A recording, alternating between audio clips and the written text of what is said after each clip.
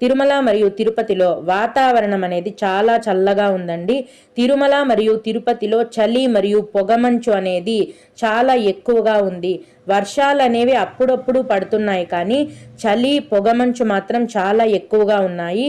కనుక తిరుమల దర్శనానికి వచ్చే భక్తులందరూ కూడా స్వెటర్లు, గొడుగులు, శాలువలు మీతో పాటు ఖచ్చితంగా తెచ్చుకోవడం మంచిది.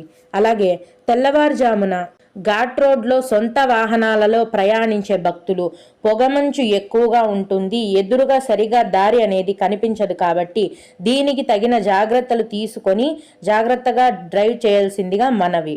ఇక కొందరు శ్రీవారి భక్తులు అడిగే ముఖ్యమైన దర్శనానికి సంబంధించిన సందేహాలు మరియు వాటి యొక్క సమాధానాలను గురించి తెలుసుకుందాము. అయితే ఇవి అడిగిన వారికే కాకుండా దర్శనానికి వెళ్ళే ప్రతి ఒక్కరికి కూడా ఉపయోగపడతాయండి. ఒక భక్తుడు, ఈ డిప్ సెలెక్ట్ అయ్యాము సుప్రభాతంకి. ఈ డిప్ అంటే మొదటి గడప దర్శనం